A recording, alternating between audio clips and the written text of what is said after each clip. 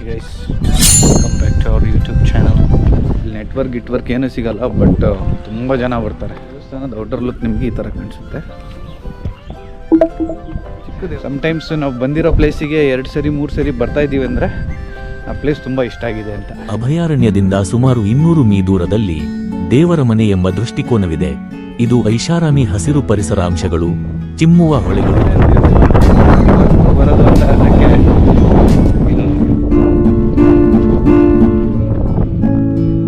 ನಿಮ್ಮದು ಹೊಸ YouTube channel ನೀವು ಕ್ರಿಯೇಟ್ ಮಾಡಿದ್ದೀರಾ, ಏನು ಅದರ aim?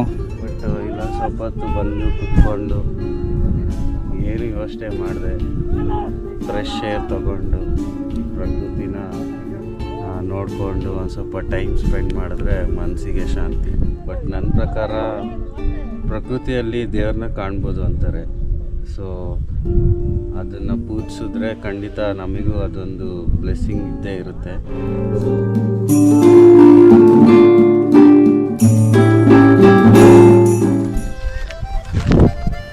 Guys, welcome back to our YouTube channel. ಇವತ್ತು ನಾವು ಬಂದಿರೋ ಪ್ಲೇಸ್ ದೇವರ ಮನೆ. ಜಾಸ್ತಿ ಏನು ಮಾತಾಡೋದು ಬೇಡ, ಬನ್ನಿ ನಿಂತ್ಕೊಂಬ ಪ್ಲೇಸ್.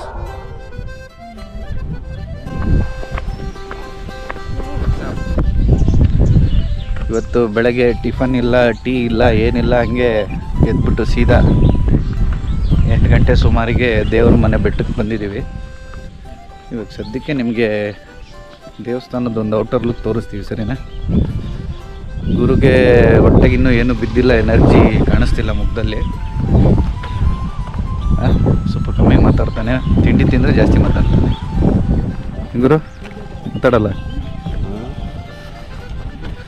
ದೇವ್ರ ಮನೆ ಬೆಟ್ಟ ಹತ್ತಕ್ಕೂ ಮುಂಚೆ ಈ ಟೆಂಪಲ್ಗೆ ತುಂಬ ಜನ ವಿಸಿಟ್ ಮಾಡ್ತಾರೆ. ಸೊ ನೀವು ವಿಸಿಟ್ ಮಾಡ್ಬೋದು. ವರ್ಷ ಇಲ್ಲಿ ನೆಟ್ವರ್ಕ್ ಏನೂ ಸಿಗಲ್ಲ, ಬಟ್ ತುಂಬ ಜನ ಬರ್ತಾರೆ. ದೇವಸ್ಥಾನದ ಔಟರ್ ಲುಕ್ ನಿಮಗೆ ಈ ಥರ ಕಾಣಿಸುತ್ತೆ. ಚಿಕ್ಕ ದೇವಸ್ಥಾನ, ಬಟ್ ಭಾಳ ಪವರ್ಫುಲ್ ದೇವಸ್ಥಾನ. ಕಡೆ ರೈಟಲ್ಲಿ ಹೀಗೆ ಸ್ವಲ್ಪ ಮುಂದೆ ಹೋದರೆ ಒಂದು ಕಲ್ಯಾಣಿ ಇದೆ. ಕಲ್ಯಾಣಿ ನೋಡೋಕ್ಕೆ ಈ ಥರ ಇದೆ.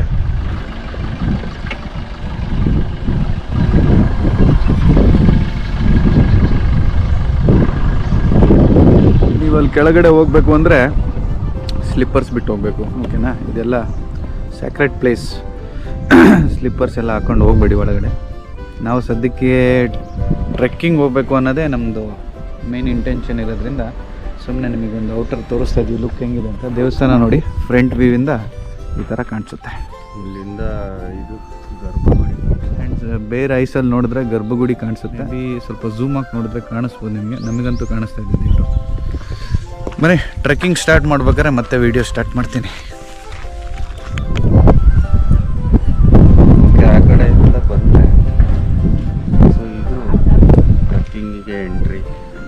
ಇಲ್ಲಿಂದ ಮೇಲೆ ಹೋದರೆ ಟಾಪಲ್ಲಿ ವ್ಯೂ ಪಾಯಿಂಟ್. ಬನ್ನಿ ಹೋಗೋಣ. ಹೆಂಗೆ ಗೊತ್ತಾ, ಅಂತ ಏನು ದೊಡ್ಡ ಟ್ರೆಕ್ಕಿಂಗ್ ಏನಲ್ಲ, ಚಿಕ್ಕ ಟ್ರೆಕ್ಕಿಂಗೆ. ಬಟ್ ವ್ಯೂ ಪಾಯಿಂಟು ಯಾವ ವ್ಯೂ ಪಾಯಿಂಟ್ಗಿಂತ ಏನು ಕಮ್ಮಿ ಇಲ್ಲ. ಇದು ನಾವು 2ನೇ ಸರಿ ಬರ್ತಾ ಇರೋದು, ಗುರು 3ನೇ ಸರಿ ಬರ್ತಾ ಇದ್ದಾನೆ. ಸಮ್ಟೈಮ್ಸ್ ನಾವು ಬಂದಿರೋ ಪ್ಲೇಸಿಗೆ 2 ಸರಿ 3 ಸರಿ ಬರ್ತಾ ಇದ್ದೀವಿ ಅಂದರೆ ಆ ಪ್ಲೇಸ್ ತುಂಬ ಇಷ್ಟ ಆಗಿದೆ ಅಂತ. ಒಂದು ಸರಿ ಅರ್ಲಿ ಮಾರ್ನಿಂಗ್ ಬಂದಿದ್ದೀವಿ, ಫುಲ್ಲು ಫಾಗ್ ಇದ್ದಾಗ. ಇನ್ನೊಂದು ಸರಿಗೆ ಸಂಜೆ ಬಂದಿದ್ದೀವಿ. ಇದು ಇನ್ ಬಿಟ್ವೀನ್ ಬರ್ತಿರೋದು ಮೊದಲನೇ ಸರಿ. ಯಾವಾಗ ಪ್ಲೇಸಸ್ ಹೆಂಗಿರುತ್ತೆ, ಏನಿರುತ್ತೆ ನೋಡಬೇಕು. ಯಾವ್ಯಾವ ಟೈಮಲ್ಲಿ ವ್ಯೂ ಪಾಯಿಂಟ್ಗಳು ಯಾವ ಥರ ಚೇಂಜ್ ಆಗುತ್ತೆ ಅಂತ ಒಂದು ಎಕ್ಸಾಂಪಲ್ ಸಿಕ್ಬಿಡುತ್ತೆ ಇವತ್ತು. ದೇವರ ಮನೆ ಎಂಬ ಪದವು ಸಾಮಾನ್ಯವಾಗಿ ದೇವರ ನಿವಾಸ ಎಂದರ್ಥ, ಮತ್ತು ಇಲ್ಲಿ ಗೆಲ್ಲುವ ಶಾಂತ ಪ್ರಶಾಂತತೆಯು ಆ ವರ್ಗೀಕರಣವನ್ನು ಸೂಕ್ತವಾಗಿ ಪೂರೈಸುತ್ತದೆ. ಅಭಯಾರಣ್ಯದ ಮುಂದೆ ಒಂದು ಸರೋವರ ಮತ್ತು ಹಿಂಭಾಗದ ಇಳಿಜಾರು ಇದೆ. ಅಭಯಾರಣ್ಯವನ್ನು ಪ್ರೇರೇಪಿಸುವ ಮಾರ್ಗವು ಸುತ್ತಲಿನ ಇಳಿಜಾರುಗಳಲ್ಲಿ ನಮಗೆ ಸಂಮೋಹನಗೊಳಿಸುವ ದೃಷ್ಟಿಕೋನವನ್ನು ನೀಡುತ್ತದೆ. ಅಭಯಾರಣ್ಯದಿಂದ ಸುಮಾರು 200 ಮೀ ದೂರದಲ್ಲಿ ದೇವರ ಮನೆ ಎಂಬ ದೃಷ್ಟಿಕೋನವಿದೆ. ಇದು ಐಷಾರಾಮಿ ಹಸಿರು ಪರಿಸರಾಂಶಗಳು, ಚಿಮ್ಮುವ ಹೊಳೆಗಳು ಮತ್ತು ಹೊಳೆಯುವ ಸರೋವರಗಳ ಬಗ್ಗೆ ಕೆಲವು ಸಮಗ್ರ ದೃಷ್ಟಿಕೋನಗಳನ್ನು ನೀಡುತ್ತದೆ. ದೇವರ ಮನೆ ವಿವಿಧ ಪ್ರಭೇದಗಳನ್ನು ನೀಡುತ್ತದೆ. ಇದು ಇಬ್ಬರು, ಹೊಸಬರು ಮತ್ತು ಅಸಂಬದ್ಧ ಪ್ರಯಾಣಿಕರಿಗೆ ಸೂಕ್ತವಾದ ಪ್ರಯಾಣದ ಸ್ಥಳವಾಗಿದೆ. ಏರಲು ಕೆಲವು ಬೆಟ್ಟಗಳಿವೆ. ಎತ್ತಿನ ಭುಜ ಬುಲ್ಸ್ ಹಂಪ್ ಬ್ಯಾಕ್, ಇಲ್ಲದಿದ್ದರೆ ಶಿಶಿಲಗುಡ್ಡ, ಹತ್ತಿರದ ಇತರ ಶಿಖರಗಳನ್ನು ಮರೆಮಾಡುತ್ತದೆ. 3000 ಅಡಿ ಎತ್ತರದಿಂದ ಕೆಳಗೆ ಹರಿಯುವ ಹೊಳೆಯ ಗುಡುಗು ಕೇಳಿಸುತ್ತದೆ. ಜನಪ್ರಿಯ ಕಪಿಲ ಮೀನುಗಾರಿಕೆ ಶಿಬಿರವು ದೇವರ ಮನೆಯಿಂದ ಸುಮಾರು 15 ಕಿ.ಮೀ ದೂರದಲ್ಲಿದೆ. ಇನ್ನು ಕಾಯುವುದು ಬೇಡ, ಬನ್ನಿ ದೇವರ ಮನೆ ಬೆಟ್ಟವನ್ನು ಅನ್ವೇಷಿಸೋಣ.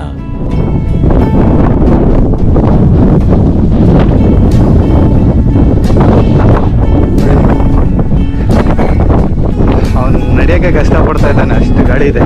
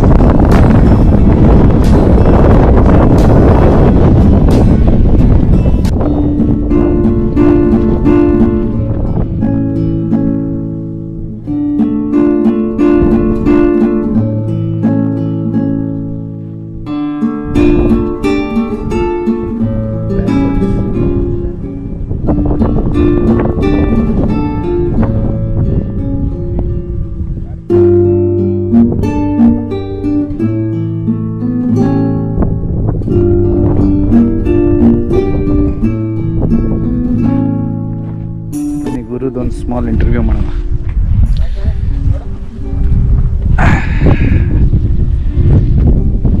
ಗುರು, ನಿಮ್ಮದು ಹೊಸ ಯೂಟ್ಯೂಬ್ ಚಾನಲ್ ನೀವು ಕ್ರಿಯೇಟ್ ಮಾಡಿದ್ದೀರಾ, ಏನು ಅದರ ಏಮು?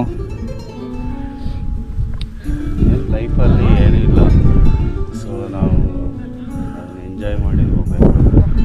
ಇರೋ ಜಂಜಾಟಗಳ ಮಧ್ಯೆ ಒಂದು ಚಿಕ್ಕ ಬ್ರೇಕ್ ತಗೊಂಡು ಈ ಥರ ಪ್ರಕೃತಿ ಮಧ್ಯೆ ನನ್ನ ಎಕ್ಸ್ಪೀರಿಯೆನ್ಸು ಜೊತೆಗೆ ನನ್ನ ಜೊತೆ ನೀವು ಆ ಎಕ್ಸ್ಪೀರಿಯೆನ್ಸ್ ತಗೊಳ್ಳಿ ಅಂತಲೇ ಈ ಉದ್ದೇಶ. ಇದರಲ್ಲೆಲ್ಲ ಕವರ್ ಆಗುತ್ತೆ, ಟ್ರಾವೆಲ್ಲು ಮತ್ತು ನಾವೇನೇನು ಎಕ್ಸ್ಪೀರಿಯೆನ್ಸ್ ಮಾಡ್ತೀವಿ ಅದೆಲ್ಲ ನಿಮ್ಮ ಜೊತೆ ಶೇರ್ ಮಾಡ್ಕೋಬೇಕನ್ನೋದೇ ಈ ಉದ್ದೇಶ. ಬರೀ ಟ್ರಾವೆಲ್ ಬಗ್ಗೆನೇ ನೀವು ವಿಡಿಯೋಸ್ ಮಾಡ್ತೀರಾ ಅಥವಾ ಇದ್ರ ಜೊತೆಗೆ ಏನಾದ್ರು ಕುಕಿಂಗ್ ವಿಡಿಯೋಸ್, ರಿವ್ಯೂಸು ಈ ಥರ ಏನಾದ್ರು ಮಾಡಬೇಕು ಅಂತ ಏನಾದ್ರು ಇಂಟೆನ್ಷನ್ಸ್ ಇದೆಯೋ? So travel is the first step, ನಾವು ಅದನ್ನು ಜಾಸ್ತಿ ಮಾಡ್ತೀವಿ. ಅದು ಬಿಟ್ಟು ನೆಕ್ಸ್ಟ್ ಹಂಗೆ ಹೋಗ್ತಾ ಹೋಗ್ತಾ ಎಲ್ಲ ಬರುತ್ತೆ. ಸೊ ಅದಕ್ಕೆ ವಾಟ್ಸಪ್ ಗುರು ಅಂತಲೇ ಇಟ್ಟಿರೋದು. So it's a generic name, it includes everything. So it's not specifically only for travel.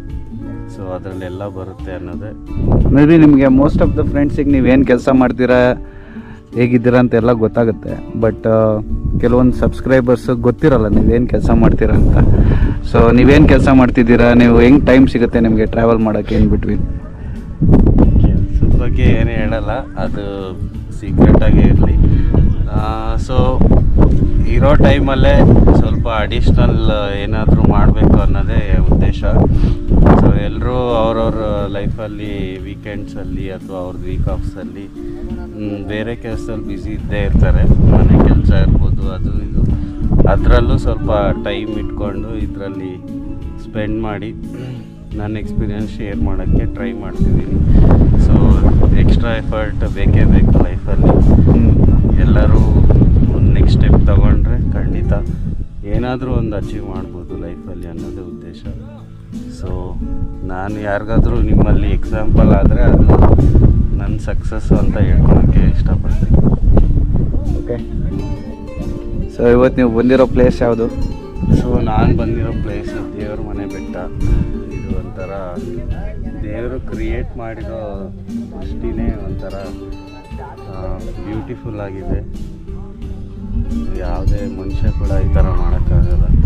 So ಮಳೆಗಾಲದಲ್ಲಂತೂ ಸಕ್ಕತ್ತಾಗಿರುತ್ತೆ, full fog, ನಾನು ಮಳೆಗಾಲದಲ್ಲೂ ಬಂದಿದ್ದೀನಿ, ಆವಾಗ ಸೂಪರಾಗಿರುತ್ತೆ. ಆವಾಗ ಲೀಚಸ್ ಎಲ್ಲ ಇರುತ್ತೆ ಇಲ್ಲಿ. ಬಟ್ ಇವಾಗ ನೋಡೋಕ್ಕೆ ಬಿಸಿಲಿರ್ಬೋದು, ಬಟ್ ತುಂಬ ಕೂಲಾಗಿದೆ. ಯಾರೋ ಏರ್ ಕಂಡೀಷ್ನರ್ ಹಾಕ್ದಂಗಿದೆ. ಬಟ್ ಇಲ್ಲೊಂದು ಸ್ವಲ್ಪ ಹೊತ್ತು ಬಂದು ಕುತ್ಕೊಂಡು ಏನು ಯೋಚನೆ ಮಾಡಿದೆ, ಫ್ರೆಶ್ ಏರ್ ತಗೊಂಡು ಪ್ರಕೃತಿನ ನೋಡಿಕೊಂಡು ಒಂದು ಸ್ವಲ್ಪ ಟೈಮ್ ಸ್ಪೆಂಡ್ ಮಾಡಿದ್ರೆ ಮನಸ್ಸಿಗೆ ಶಾಂತಿ, ಆಮೇಲೆ ನಿಮ್ಮ ಲಂಗ್ಸ್ ಕೂಡ ಖುಷಿ ಪಡುತ್ತೆ. Okay, thank you Guru.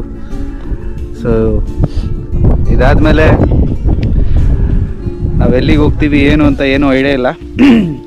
Early morning ಒಂದು ಫ್ರೆಶ್ ಏರ್ನ ಎಕ್ಸ್ಪೀರಿಯೆನ್ಸ್ ಮಾಡೋಕ್ಕೋಸ್ಕರ ಇಲ್ಲಿಗೆ ಬಂದ್ವಿ. ನೆಕ್ಸ್ಟು ತಿಂಡಿ ತಿಂದ್ಬಿಟ್ಟು ಎಲ್ಲಿಗೆ ಹೋಗಬೇಕು ಏನು ಅಂತ ಡಿಸೈಡ್ ಮಾಡಿ ನೋಡೋಣ ಏನಾಗುತ್ತೆ ಅಂತ. Let's keep that. ಆಮೇಲೆ ದೇವರ ಮನೆ ಬೆಟ್ಟ ಅಂತ ನಾನೆಲ್ಲೂ ಓದಿಲ್ಲ, ಏನು ಇದು ಹಿಸ್ಟ್ರಿ ಅದು ಏನು ಗೊತ್ತಿಲ್ಲ ನನಗೆ.